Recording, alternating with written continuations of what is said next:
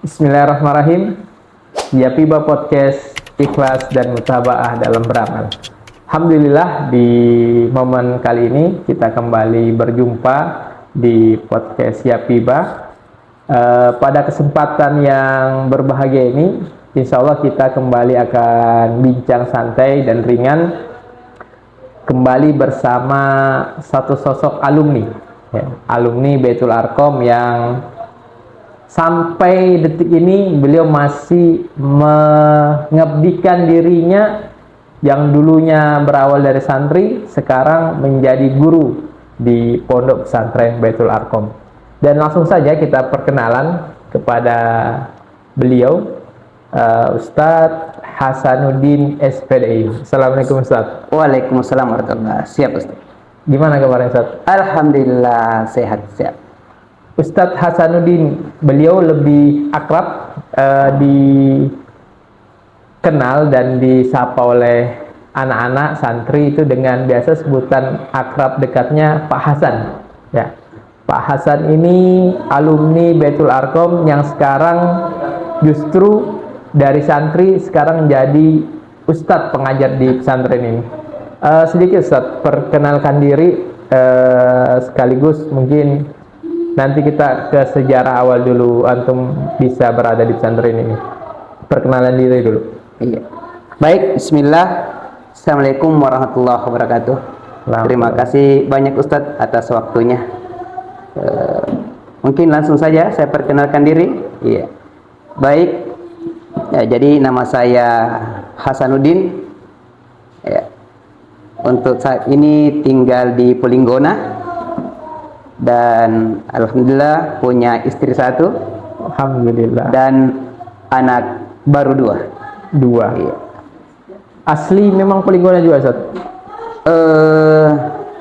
Asalnya dari Sulawesi Selatan. Oh, justru dari Sulawesi Selatan. Iya.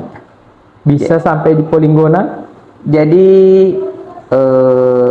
dulunya itu orang tua dulu yang merantau ke sini, melihat kondisi sekitar tahun 90. Tahun 90. Iya.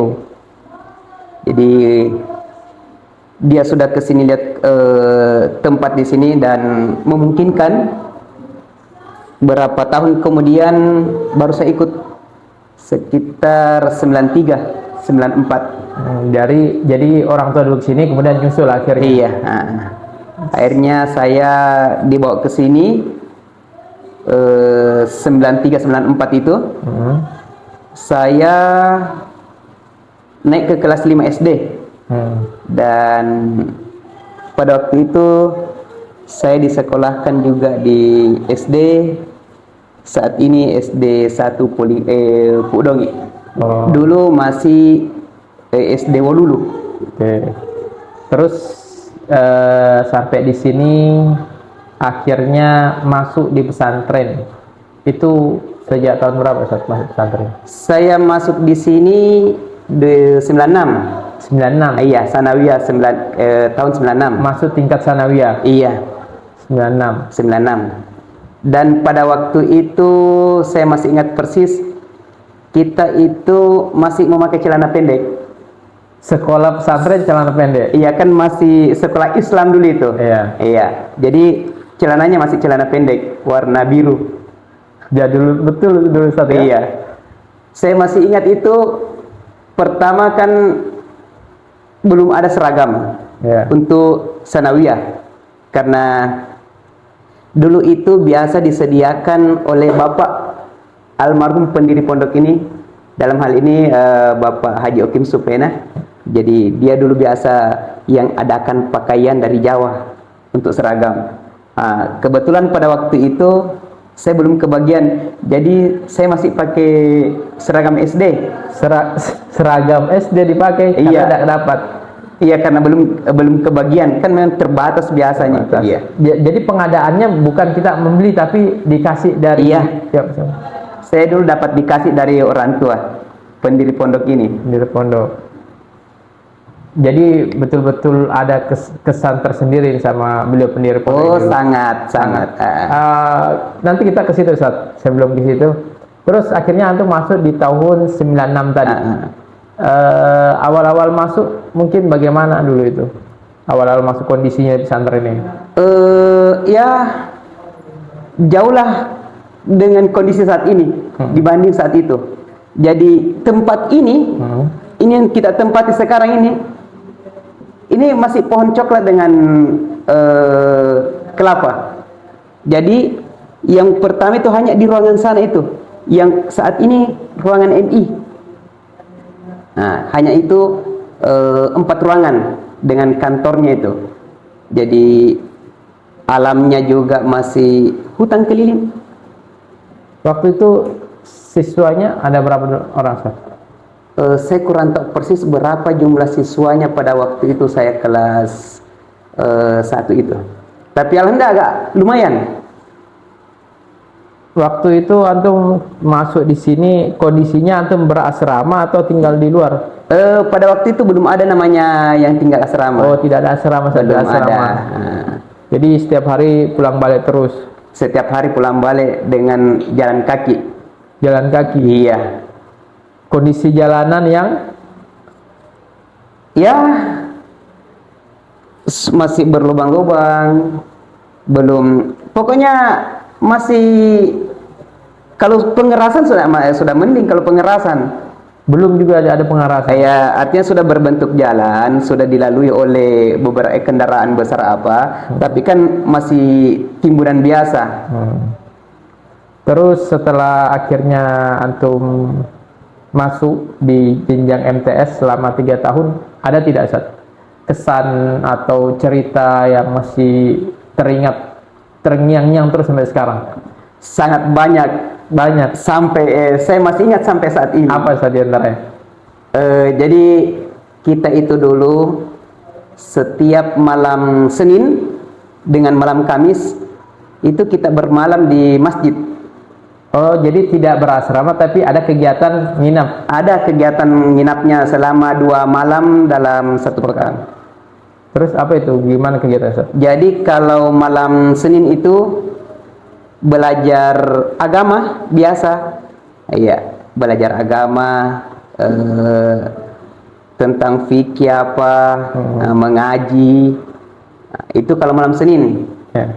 Kalau malam Kamis itu kalau habis sholat maghrib kita adakan Muhadharah. Iya. Habis Maghrib sampai Isya. Oh, kalau sekarang kan muhadharah itu setiap malam Jumat ba'da Isya biasanya. Iya.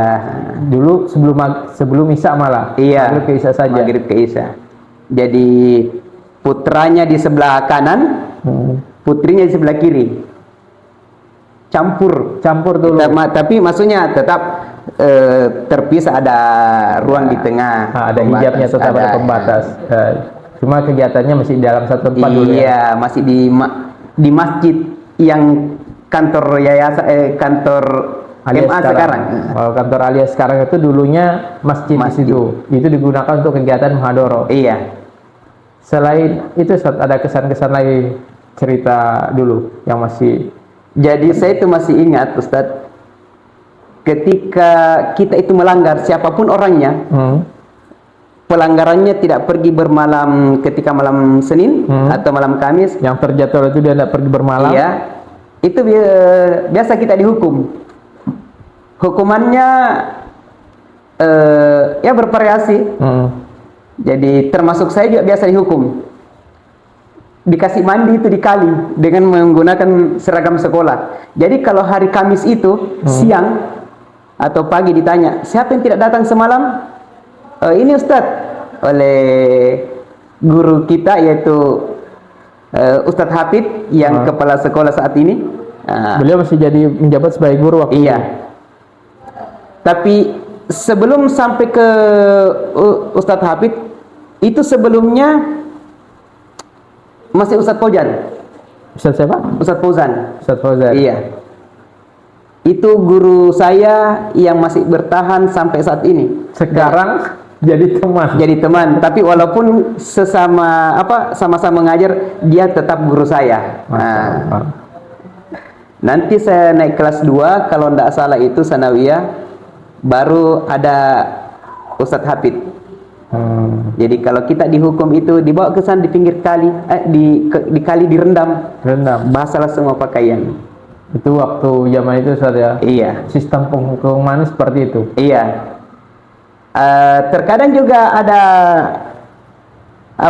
secara fisik, tapi ya tentunya tidak berlebihan toh, sesuai dengan kondisi saat itu. Iya. Tetap sesuai dengan aturan juga. Iya, tetap sesuai dengan aturan.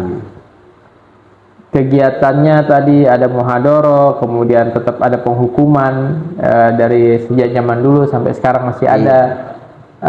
Kemudian lulus tahun berarti 99. Iya, 99. Nah, kemudian lanjutkan lagi ke MA di sini. Lanjut lagi di MA. MA. Itu bagaimana saat waktu di MA? Sistemnya masih non asrama atau sudah mulai ada asrama? Pada waktu itu sudah ada asrama. Sudah ada asrama. Iya.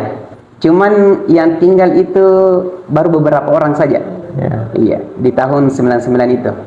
Terus antum termasuk yang saya istilahnya dulu itu santri kalong. santri kalong. Gimana itu santri kalong? Jadi kalau malam terkadang datang bermalam, terkadang juga tidak. Intinya bukanlah tanggungan dari asrama itu, cuma pergi saja bermalam, bantu atau temani itu teman-teman yang di asrama. Santri kalong. Terus akhirnya kegiatannya itu selama aliyah bagaimana, Sat? Kegiatan apanya? Kegiatannya ketika antum sudah masuk di jenjang aliyah itu, kegiatan madrasah atau kegiatan pesantren? Kurang lebih sama yang tadi ini di Sanawiyah. Masih sama. Begitu ya. Tapi ada kesan tersendiri tidak ketika masuk di aliyah itu? Ada.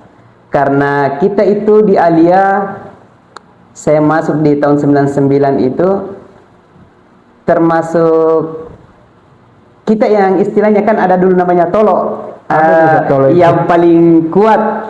Karena kan kita yang paling besar masuknya begitu. Karena waktu itu saya perintis pertama. Maksudnya alumni siswa pertama aliyah, karena baru dibentuk. Oh, jadi antum ini angkatan pertama aliyah? Angkatan pertama. Tahun 99 itu? Iya. Oh, jadi aliyah ini pertama itu tahun 99? Iya. Antum angkatan pertamanya? Saya. Jadi kalau berbicara ke belakang sedikit, saya kalau Sanawiyah itu angkatan ke-12 kalau tidak salah. Lulusan ke-12 Sanawiyah. Iya, Sanawiyah. Terus masuk di aliyah angkatan pertama di tahun 99. Iya. Itu jumlahnya juga dari jenjang Sanawiyah ke aliyah ada peningkatan atau masih sama itu juga? Luar biasa masalah peminatnya diantaranya. Iya, luar biasa. Karena itu waktu kalau tidak salah itu saya berjumlah 23 orang. Waktu itu? Iya. Di angkatan pertama, di semester pertama. Sering waktu berjalan, gugur satu-satu. Ya, ada hukum alam ini ya? Iya. Saring. Ada hukum alam ya, mempengaruhi mungkin karena pertama suasananya masih sepi.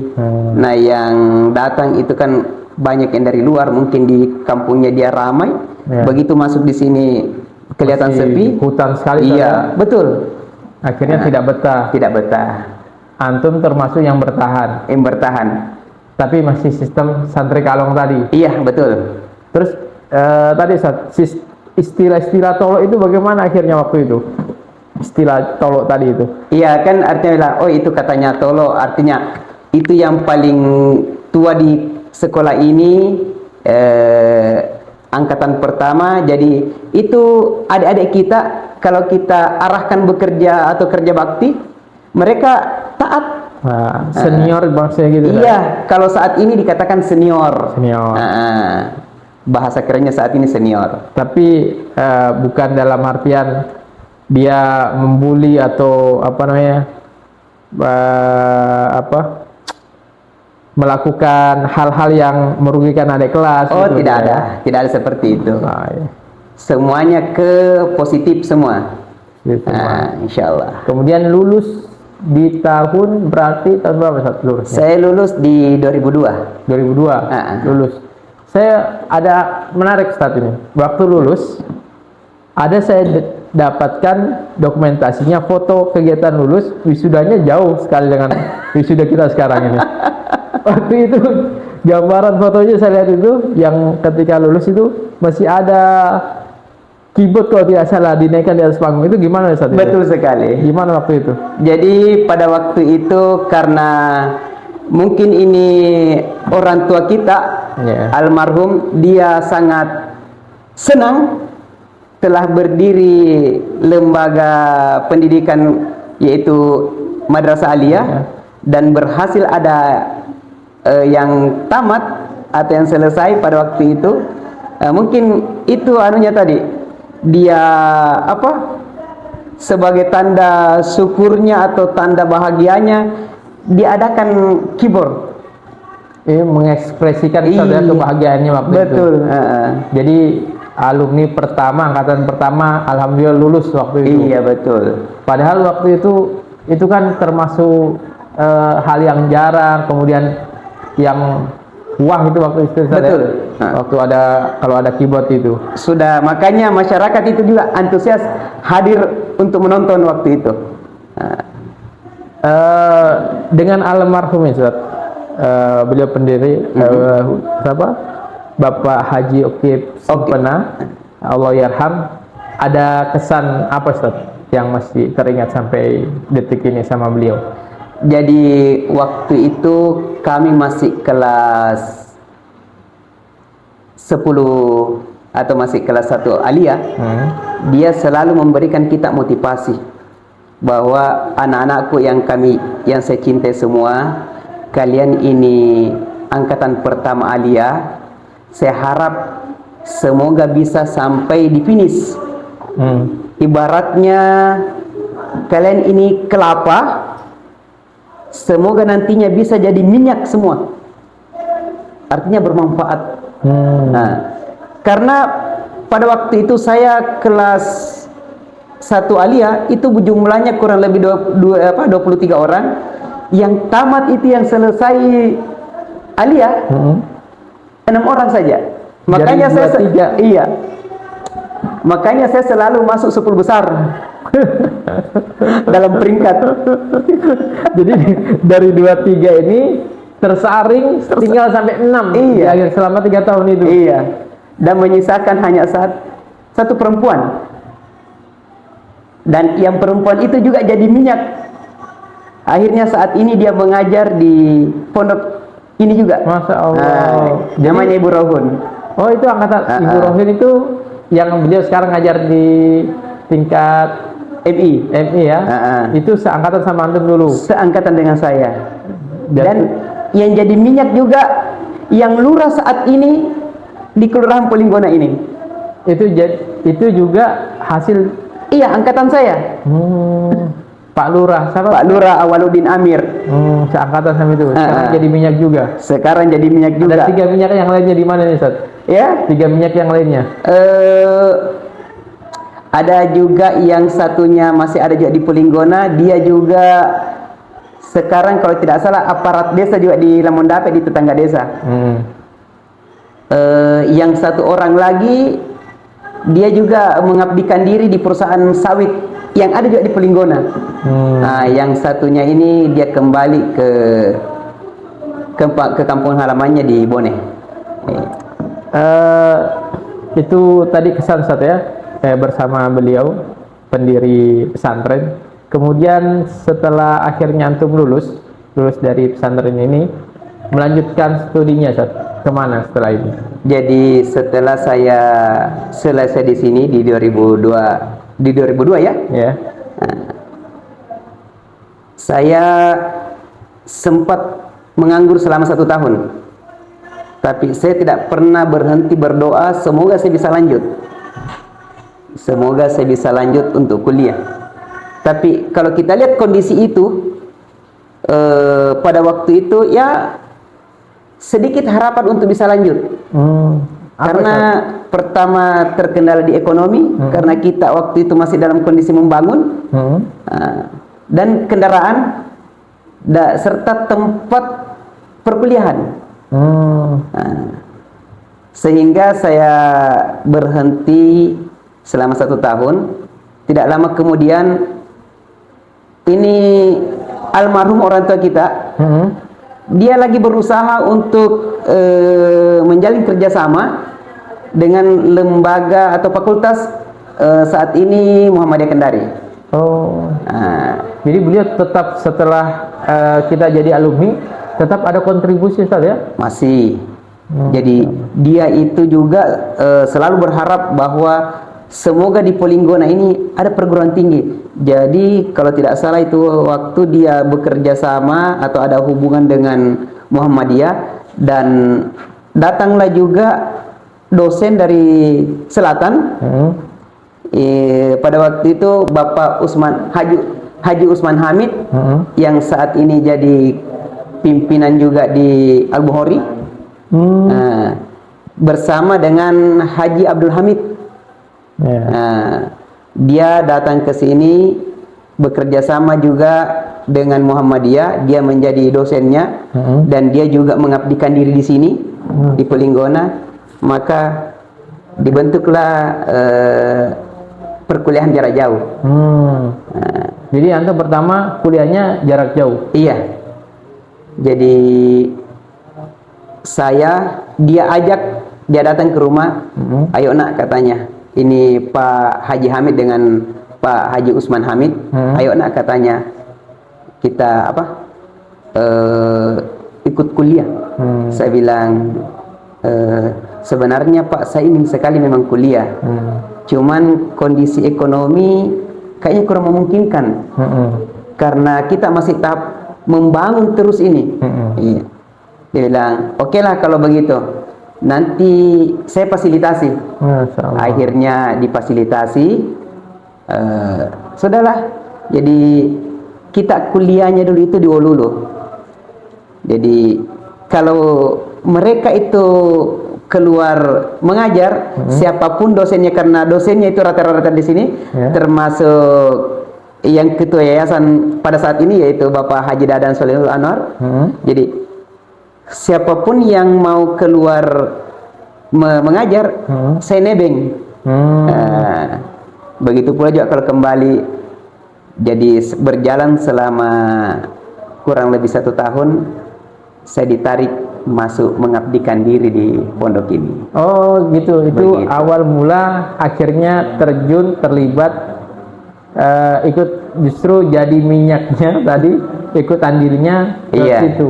Betul. Jadi setahun setelah lulus kemudian kuliah, jarak jauh tadi, kemudian sekaligus mengabdikan diri di diri juga di sini. Jadi mengabdikannya sejak tahun 2005.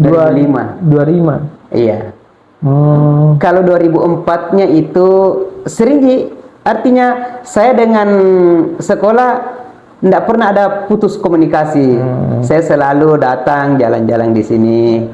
Akhirnya setelah itu mengabdikan diri, Ustaz, pertama kali kesan yang dulunya awalnya dari santri, kemudian sekarang justru jadi pengajar, itu bagaimana, Ustaz?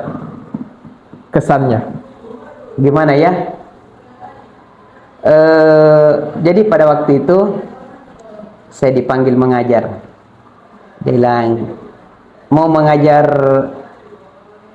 mata pelajaran apa? Saya bilang, kalau ada olahraga saja. Dia bilang, oke lah kalau begitu. Karena saya juga tidak mau ambil resiko langsung mau ambil pelajaran ini, pelajaran itu. Karena kan kondisi juga atau kemampuan juga dalam mengajar. Jadi saya bilang, kalau ada pelajaran penjas, itu saja dulu. Tapi pelajaran ini, Ustaz, saya dapat cerita-cerita dari alumni yang pernah dulu antum ajarkan ini. Antum menjadi guru yang sangat berkesan bagi mereka-mereka ini ketika antum mengajarkan. Ngajarkan penjas itu, Ustaz, akhirnya bisa buat menyenangkan bagi anak-anak. Antum ada tips tidak, Ustaz? Kenapa bisa sehingga itu anak-anak itu senang sama antum itu? Iya, mungkin karena saya juga termasuk orangnya humoris, banyak bermain, tapi tentunya tetap terkontrol. Iya, mungkin salah satunya itu. dan saya tidak mau mengerasi atau bersikap keras terhadap anak-anak. Saya selalu dekat dengan mereka, berkomunikasi dengan baik. Akhirnya tadi bergabung di sini, yang awalnya dari santri kemudian jadi guru, yang dulunya guru sekarang berteman satu kantor. Itu gimana Ustaz rasanya Ustaz? Tentunya tetap ada rasa apa namanya ya? Sungkan. Iya, betul. Bagaimanapun dia orang tua kita, orang tua saya. Jadi saya bahkan sampai saat ini kalau saya berbicara dengan mereka yang guru-guru saya itu, tetap saya anggap diri saya sebagai murid.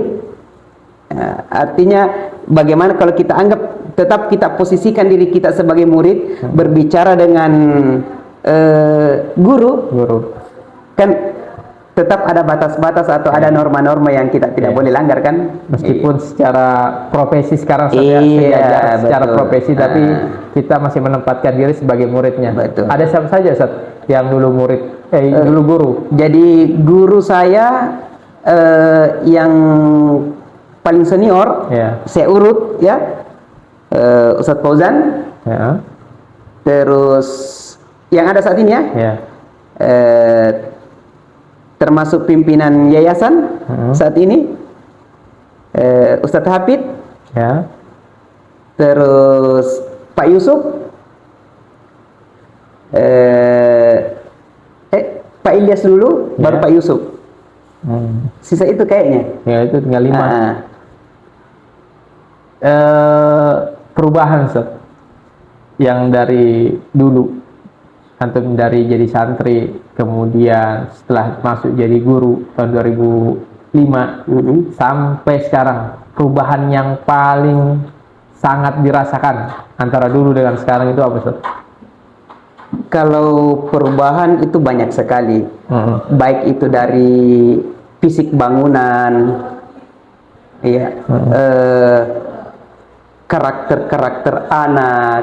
Oh, karakter ini berubah juga ya? Kalau saya dulu, tapi kalau untuk saat ini di pondok tidak terlalu jauh lah, karena kan di pondok itu selalu diberikan apa namanya, anak-anak itu nasihat-nasihat ya. Iya. Jadi nasihat yang diberikan kepada kami dulu sama nasihat yang diberikan kepada anak-anak sekarang ini. Jadi sifatnya itu di sekolah tidak terlalu jauh lah. Cuma karena sekarang ini ada perubahan karena mungkin situasi dan kondisi kan. Iya, karena sekarang kan lebih maju teknologi apa segala macam. Cuman kalau dulu itu memang kita takut sama guru. Kalau kami itu main bola di halaman sekolah, belum ditegur sama guru, terutama sama orang tua kita almarhum, baru kita lihat itu kita sudah lari. Belum kita ditegur kalau kita main-main. Saking segannya, hormatnya kepada beliau Ustaz ya? Iya, betul. Dan kita hormati mereka. Dari segi fisik bangunan, kemudian karakter, apalagi Ustaz perbedaan? Apa ya? Tapi kalau boleh berbicara sedikit masalah fisik bangunan, kita dulu itu boleh dikatakan hampir sama banyaknya belajarnya dengan kerja baktinya. Karena ini ruangan-ruangan ini sebagian besar, termasuk ini masjid dibangun ini ketika zaman saya. Jadi kita itu kalau melanggar kah atau setiap hari Sabtu kah, kita selalu kerja bakti. Jadi hasil daripada pelanggaran itu dialihkan ke kerja bakti saja? Iya.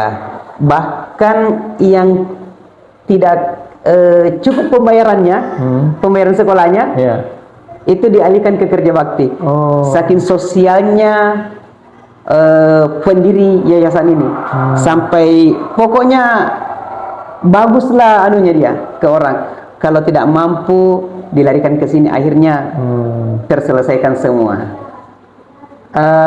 Akhirnya saat antum gabung ke sini, nikah, nikah tadi, alhamdulillah punya istri satu, kemudian sekarang punya anaknya Insya Allah kembar, Alhamdulillah. kembar ya, perempuan 2. Atau mungkin Ustaz ada sangkut pautnya juga sama beliau pendiri ini memfasilitasi? Alhamdulillah, ada juga. Ada juga. Masya Allah, ada juga. Jadi saya masih ingat pesannya itu. Nak, kalau nanti mau berangkat melamar, tolong datang ke rumah ya.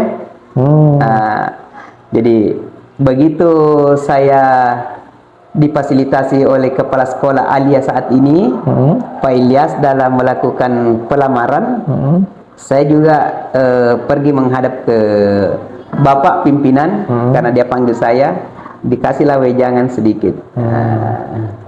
Terakhir Ustaz, sebelum kita tutup podcast ini, ada pesan-pesan Ustaz untuk santri-santri saat ini yang sekarang menempuh pendidikan yang jauh berbeda dengan masa lalu. Pesan-pesannya. Jadi saya harapkan kepada anak-anak saya saat ini yang saya ajar, bersungguh-sungguhlah dalam menuntut ilmu, karena sekarang ini di pondok kita ini sudah nyaman dibanding zaman saya. Kami dulu itu tidak pakai sepatu ke sekolah. Terkadang kita mau belajar, tidak ada yang bisa ajar karena gurunya terbatas. Fasilitas belajar mengajar juga sangat terbatas waktu itu, tetapi kita tetap semangat. Bahkan untuk membangun ruangan belajar mengajar, kita banyak kerja bakti. Saat ini kan tinggal menikmati. Jadi harapan saya kepada anak-anakku sekalian yang lagi menuntut ilmu saat ini, tolonglah belajar sungguh-sungguh. Dan saya masih ingat pesannya orang tua kita atau pendiri pondok ini, tolong jangan berboros-borosan. Saking telitinya pendiri pondok ini, itu dulu dia biasa pergi mengontrol kamar mandi, dan dia marah kalau ada odol itu yang tercecer. Sampai segitunya? Iya, sampai segitunya. Jadi kalau ada odol itu tercecer sampai sebesar-besar begini, yang keluar dari tempatnya, itu dia komentari kalau habis sholat subuh. Kalau sudah sholat subuh, dia naik menyampaikan ceramah dan membahas tentang itu semua. Nah, tolong jangan berboros-boros. Itu odol masih bisa dipakai, kenapa kalian buang? Itu dibeli semua itu, sampai segitunya dia. Nah. Jadi minyak juga Ustaz ya? Alhamdulillah. Jadi harapan saya, tetaplah semangat, bersungguh-sungguh anak-anak kami yang belajar saat ini, karena fasilitasnya sudah sangat memadai untuk saat ini. Mudah-mudahan jadi minyak juga Ustaz. Insya Allah, mudah-mudahan, amin. Nah, barakallahu fikum. Ini bincang santai kita bersama Ustadz Hasanuddin SPDI. Mudah-mudahan dapat kita ambil manfaatnya. Wassalamualaikum warahmatullahi wabarakatuh. Wassalamualaikum warahmatullahi wabarakatuh.